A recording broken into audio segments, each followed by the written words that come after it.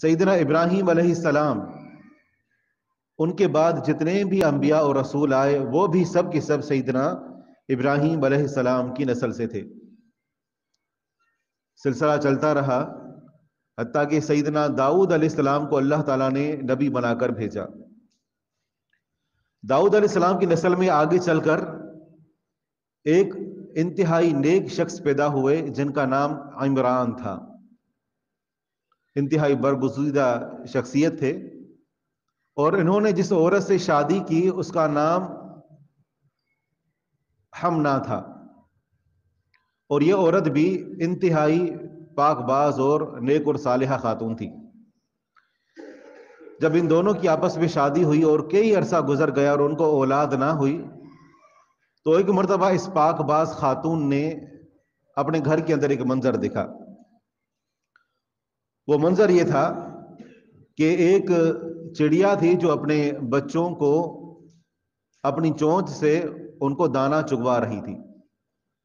یہ منظر دیکھ کر اس حنا نامی عورت نے اللہ تعالیٰ سے دعا کی کہ یا اللہ تو مجھے نیک اور صالح اولاد عطا فرما، اور جو مجھے اولاد ہوگی میں اس اولاد کو تیرے گھر بیت المقدس کی خدمت کے لیے وقف کر دوں گی۔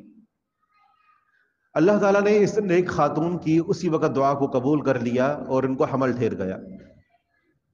لیکن جب انہوں نے جنم دیا تو بیٹے کے بجائے انہوں نے بیٹی کو جنم دیا۔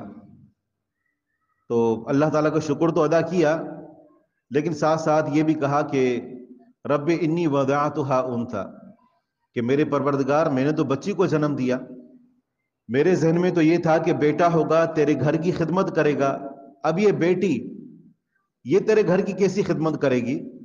لیکن بہرحال نظر مانی ہے تو لہذا اسے بھی تیرے لیے وقف کر دوں گی۔ جب یہ بچی سمجھداری کو عمر کو پہنچی اور اس کو بیت المقدس کے اندر کسی راہب کے سپرد کرنا تھا، تو یہاں پر اختلاف پیدا ہوا کہ اس بچی کو کون اپنی کفالت میں لے گا، اور اس بچی کا نام مریم علیہ السلام تھا۔ مختلف راہبوں نے اپنی طرف سے یہ بات پیش کی کہ اس مقدس امانت کی ذمہ داری ہم لیتے ہیں، لیکن جو حنا نامی عورت تھی اس کی بہن سیدنا زکریہ علیہ السلام کی بیوی تھی۔ سیدنا زکریہ علیہ السلام نے کہا کہ یہ میری بیوی کی بھانجی ہے، لہذا اس کی ذمہ داری مجھے دے دی جائے۔ تو راہبوں نے اختلاف کیا، قرعہ ڈالا گیا، تینوں مرتبہ قرعہ سیدنا زکریہ علیہ السلام کے نام نکلا۔ تو جو راہب تھے وہ پیچھے ہٹ گئے اور انہوں نے کہا کہ لگتا ہے کہ اللہ تعالیٰ کی ان کے ساتھ کوئی خاص مدد ہے، تبھی تینوں مرتبہ انہی کا نام آیا ہے، اور بچی مریم علیہ السلام کو ان کے سپرد کر دیا گیا۔ بیت المقدس میں ایک خاص کمرہ بنایا گیا کہ اس کمرے کے اندر مریم علیہ السلام پورا دن عبادت کرتی رہتی، ذکر و اذکار کرتی رہتی، دعائیں کرتی رہتی۔ اس ویڈیو کو زیادہ سے زیادہ شیئر کیجیے اور ہمارے چینل سبحانی مسجد لیاری کو سبسکرائب کیجیے اور صدقہ جاریہ کے مستحق بنیے۔ جزاکم اللہ خیرا کثیرا فی الدنیا والآخرہ۔